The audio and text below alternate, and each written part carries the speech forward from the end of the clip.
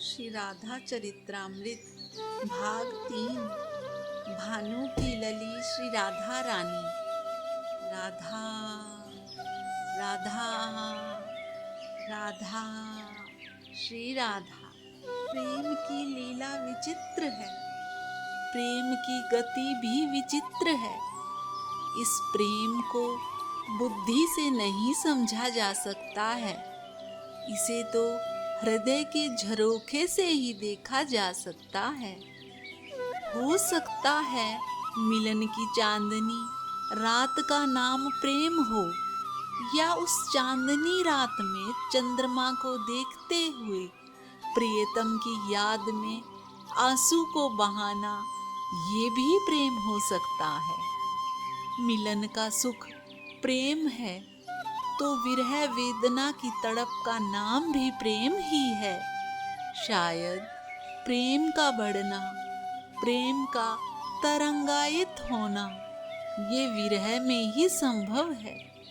विरह वो हवा है जो बुझती हुई प्रेम की आग को दावानल बना देने में पूर्ण सहयोग करती है।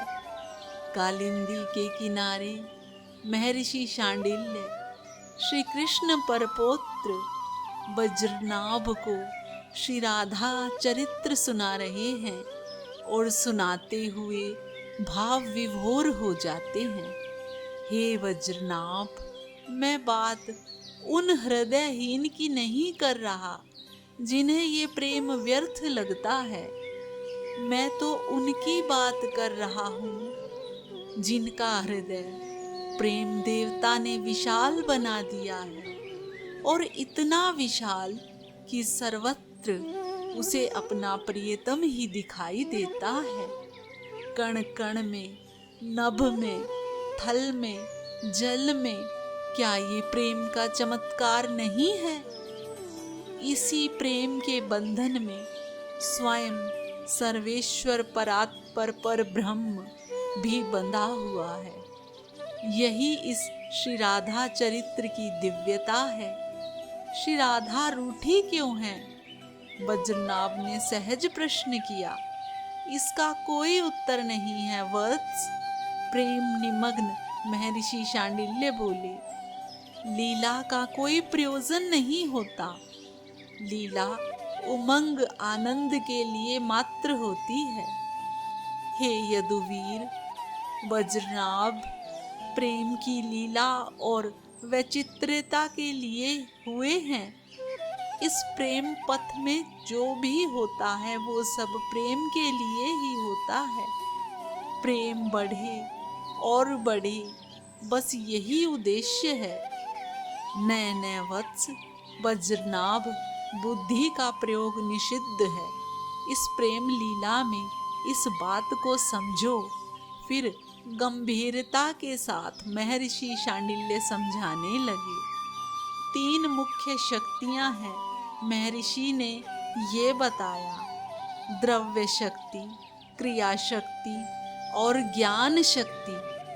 हे वज्रनाभ, द्रव्य शक्ति यानी महालक्ष्मी, क्रिया शक्ति यानी महाकाली, और तीसरी जो है वो ज्ञान शक्ति यानी महासरस्वती। हे वज्रनाभ, 9 दिन की नवरात्रि होती है तो इन्हीं 3 शक्तियों की ही आराधना की जाती है। एक शक्ति की आराधना 3 दिन तक होती है तो 3 दिन की आराधना एक एक शक्ति की तो हो गए 9 दिन।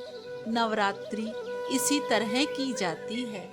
पर हे वज्रनाभ, ये 3 शक्तियाँ ब्रह्म की बाहरी शक्ति है, पर एक मुख्य है, और इन तीनों से दिव्याति दिव्य जो ब्रह्म की निजी शक्ति है, जिसे ब्रह्म भी बहुत गोप्य रखता है, उसे कहते हैं आह्लादिनी शक्ति। महर्षि शांडिल्य ने इस रहस्य को खोला। आह्लाद माने आनंद का उच्छाल। हे वज्रनाभ, ये तीनों शक्तियाँ इन आह्लादनी शक्ति की सेविकाएं हैं, क्योंकि द्रव्य किसके लिए है? आनंद के लिए ही है ना। क्रिया किसके लिए है? आनंद ही इसका उद्देश्य है ना। और ज्ञान का प्रयोजन भी आनंद की प्राप्ति ही तो है। इसलिए आह्लादनी शक्ति ही सभी शक्तियों का मूल है और समस्त जीवों के लिए यही लक्ष्य भी है। फिर मुस्कुराते हुए महर्षि शांडिल्य ने कहा, ब्रह्म अपनी ही आह्लादनी शक्ति से विलास करता रहता है।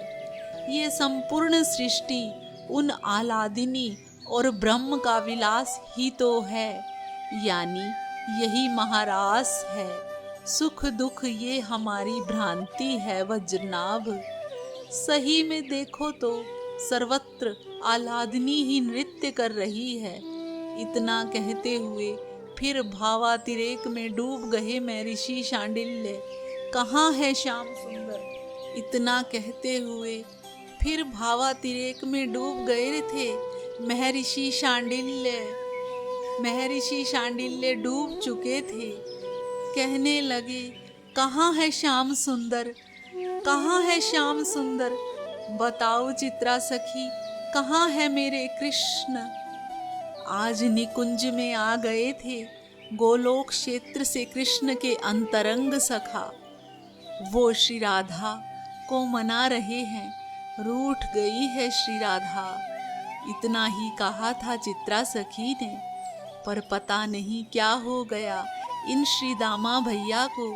क्या हो गया इनको आज इतने क्रुद्ध? निकुंज में प्रवेश कहाँ है सख्य भाव वालों का, पर आज पता नहीं निकुंज में कुछ नया ही हो रहा है। पैर पटकते हुए श्री दामा चले गए थे उस स्थल में जहाँ श्री राधा रानी बैठी थी। ललिता और विशाखा भी वहीं थी। क्यों रूठी रहती हो मेरे सखा से तुम? ये क्या हो गया था आज श्री दामा को? श्री राधा रानी भी उठ गई थी और स्तब्ध हो श्री दामा का मुखमंडल देख रही थी। ललिता और विशाखा का भी चौंकना बनता ही था। क्या हुआ श्री दामा? तुम इतने क्रोध में क्यों हो? कंधे में हाथ रखा श्याम सुंदर ने। कुछ नहीं कृष्ण, तुम्हें कितना कष्ट होता है। ये श्री राधा रानी बार बार रूठती रहती है तुमसे, फिर तुम इन्हें मनाते रहते हो। पर आज तुम अपने सखा का आज इतना पक्ष क्यों ले रहे हो श्री दामा? क्यों ना लूं? मेरा कितना सुकुमार सखा है, देखो तो। इतना कहते ही नेत्र सजल हो उठे थे श्री दामा के। तुम्हें अभी भी पता नहीं है ना कि विरह क्या होता है, वियोग क्या होता है।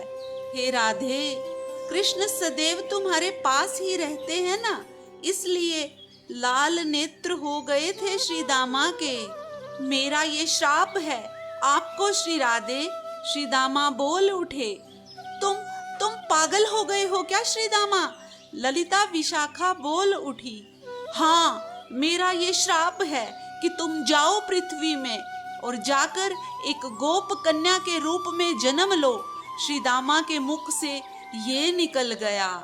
और इतना ही नहीं, 100 वर्ष का वियोग भी तुम्हें सहना पड़ेगा। मूर्छित सी हो गई थी श्री राधा रानी इतना सुनते ही। श्याम सुंदर दौड़े, अष्ट सखियां दौड़ी, जल का छींटा दिया, पर कुछ होश आया तब भी वो कृष्ण कृष्ण कृष्ण यही पुकार रही थी। प्यारी, अपने नेत्र खोलो। श्याम सुंदर व्यथित हो रहे थे। श्री दामा को अब अपनी गलती का आभास हुआ। अरे, ये मैंने क्या कर दिया? इन दोनों प्रेम मूर्ति को मैंने अलग होने का श्राप दे दिया। तब कंधे में हाथ रखते हुए श्री दामा के श्री कृष्ण ने कहा, मेरी इच्छा से ही सब कुछ हुआ है। हे श्री दामा, आप ही राधा रानी के भाई बनकर जन्म लोगे। अवतार की पूरी तैयारी हो चुकी है। इसीलिए अब हे श्री राधे, जगत में दिव्य प्रेम का प्रकाश करने के लिए आपका अवतार होना तय हो गया है। कुछ शांति मिली श्री राधा रानी को श्याम सुंदर की बातों से। पर मेरा जन्म पृथ्वी में किस स्थान पर होगा और आपका कहाँ? हम आस पास में ही प्रकट होंगे, भारतवर्ष के ब्रिज क्षेत्र में। हमारे पिता कौन होंगे? श्री राधा रानी ने प्रश्न पूछा। चलो हे प्यारी, मैं आपके अवतार की पूरी भूमिका बताता हूँ। इतना कहकर गलबैया दिए श्याम सुंदर और श्री राधा रानी चल दिए उस स्थान पर जहाँ हजारों वर्षों से कोई तप कर रहा था। हे सूर्यदेव, हे भानु, आप अपने नेत्रों को खोलिए, श्याम सुंदर ने प्रकट होकर कहा। सूर्य ने अपने नेत्रों को खोला, पर मात्र श्याम सुंदर को देखकर फिर अपने नेत्रों को बंद कर लिया। हे भगवन, मुझे मात्र आपके दर्शन नहीं करने, मेरे सूर्यवंश में तो आपने अवतार लिया ही था, पर एक जो कलंक आपने लगाया वो मैं अब तक नहीं मिटा पाया हूँ।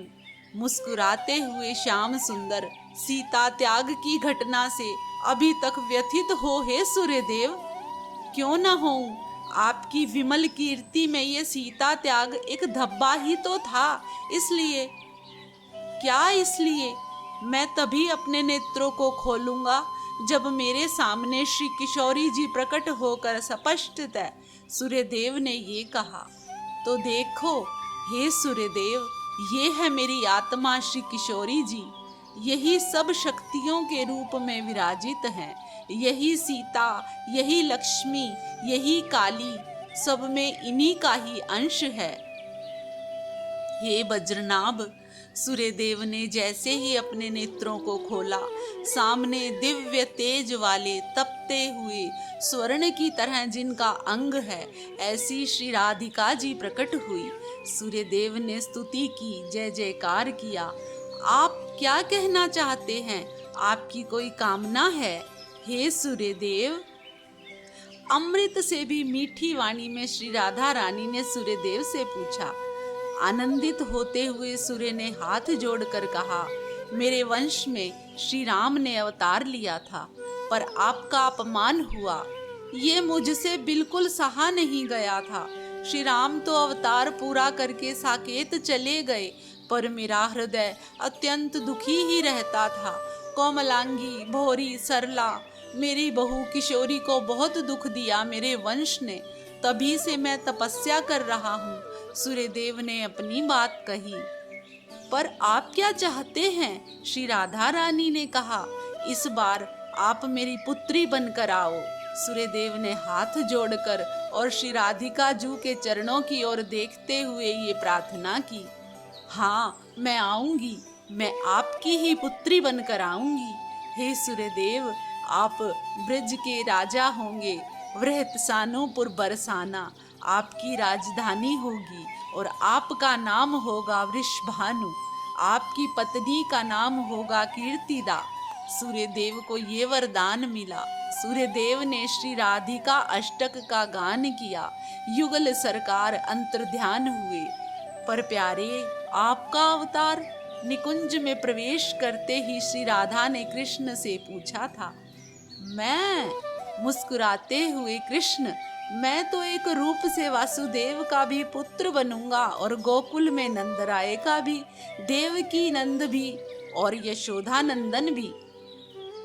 गोकुल से तो बरसाना दूर नहीं है, फिर हम लोग गोकुल भी तो छोड़ देंगे और आ जाएंगे तुम्हारे राज्य में ही, यानी बरसाना में ही।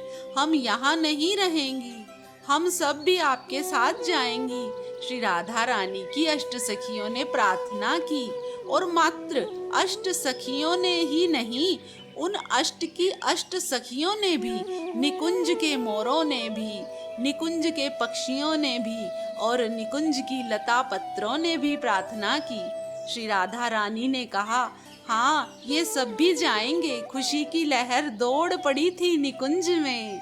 हे वज्रनाभ, अस्तित्व प्रसन्न है, अस्तित्व अब प्रतीक्षा कर रहा है उस दिन की जब प्रेम की स्वामिनी, आह्लादिनी, ब्रह्म रस प्रदायिनी श्री राधा रानी का प्राकट्य हो। वज्रनाभ के आनंद का ठिकाना नहीं है। इनको न भूख लग रही है न प्यास। श्री राधा चरित्र को सुनते ही ये देहातीत होते जा रहे हैं। भानु की लली या सावरिया सो नेहा लगाए के चली, तो क्या हुआ, पर आप रो क्यों रहे हो? तुम्हारा वियोग हे राधिके, इस अवतार में संयोग वियोग की तरंगे निकलती रहेंगी। मेरा हृदय अभी से रो रहा है। आपको मेरा वियोग 100 साल तक सहना पड़ेगा।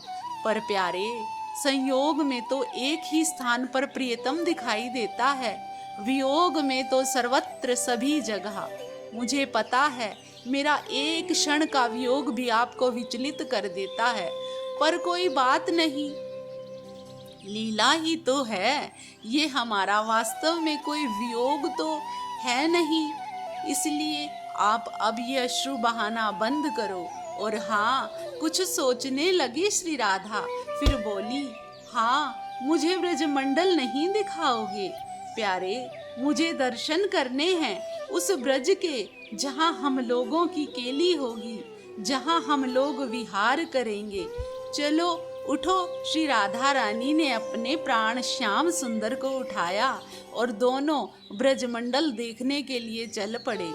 श्री राधा चरित्र का गान करते हुए इन दिनों महर्षि शांडिल्य भाव में ही डूबे रहते हैं।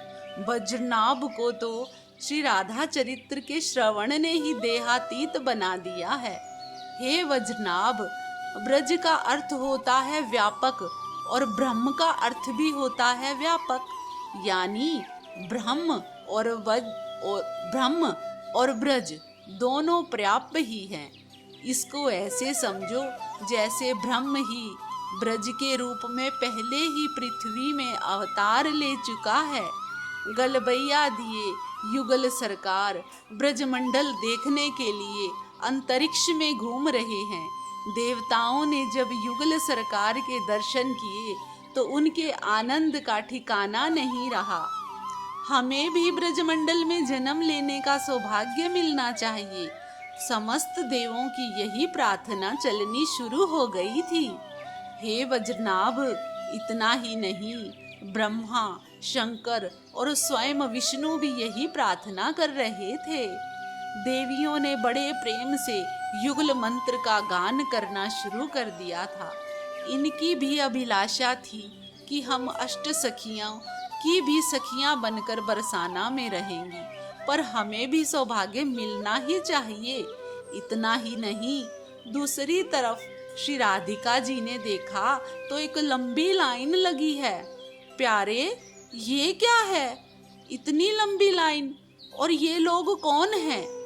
हे प्रिये, ये समस्त तीर्थ हैं। ये बद्रीनाथ है, ये केदारनाथ है, ये रामेश्वर है, ये अयोध्या है, ये हरिद्वार है, ये जगन्नाथपुरी है। ये अनंत तीर्थ आपसे प्रार्थना करने आए हैं, और इनकी प्रार्थना है कि बरसाना के आसपास ही हमें स्थान दिया जाए, तभी हमें भी आह्लादनी का कृपा प्रसाद प्राप्त होता रहेगा।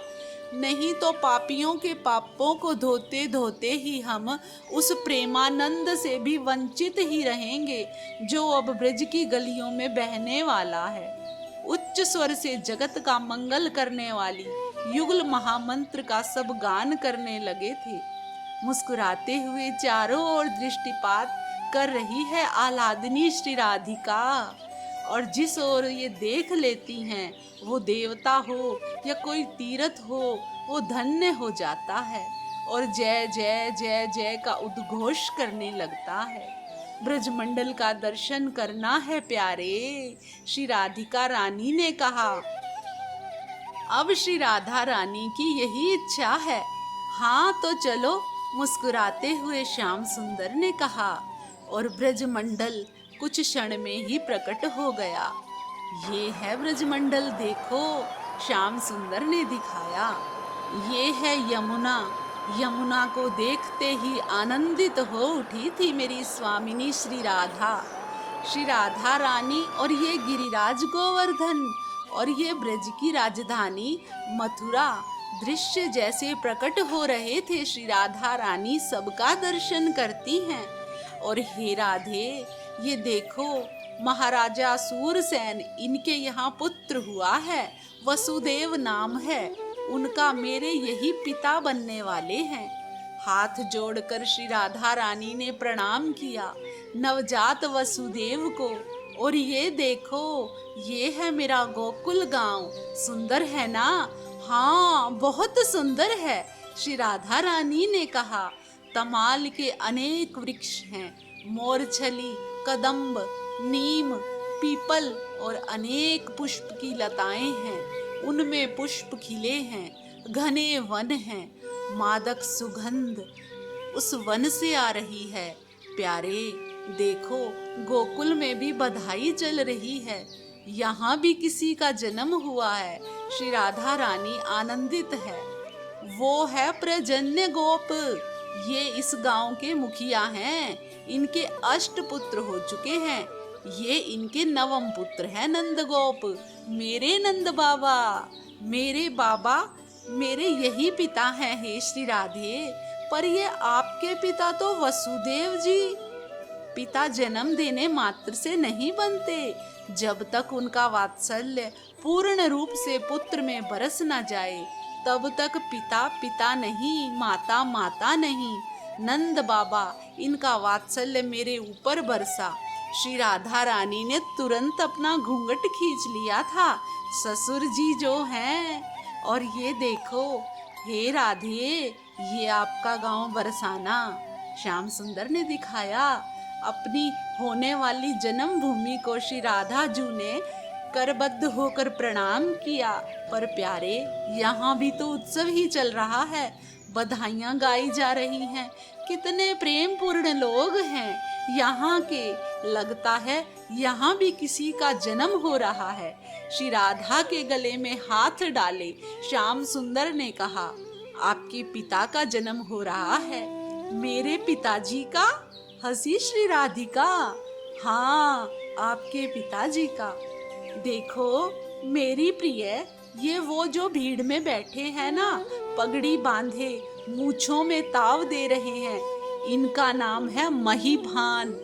ये बहुत बड़े श्रीमंत हैं और शक्तिशाली भी बहुत हैं। इनके यहाँ आज ही पुत्र जन्मा है, यानी आपके पिता वृषभान, सूर्यदेव के अवतार हैं ये। श्री कृष्ण ने ये बात कही। इस बार दोनों युगलवर ने बरसाने धाम को प्रणाम किया। हमें इसी बरसाना धाम के पास ही स्थान दिया जाए। बद्रीनाथ के अधिदेव आगे आए और उनके पीछे केदारनाथ भी थे। श्री राधा रानी मुस्कुराई। अच्छा ठीक है, बरसाने के उत्तर दिशा की ओर बद्रीनाथ आपका निवास रहेगा और केदारनाथ को उनके पास में ही स्थान दे दिया गया था। बरसाने की रजगण में रामेश्वर धाम को स्थान दिया मेरी स्वामिनी श्री राधा ने। और यहाँ की गोपियाँ जहाँ चरण रखें, हरिद्वार वही है।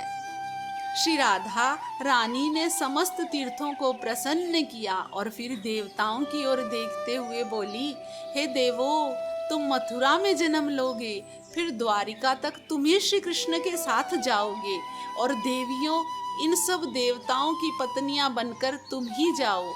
जय राधे, जय राधे, जय जय श्री राधे, जय जय श्री राधे।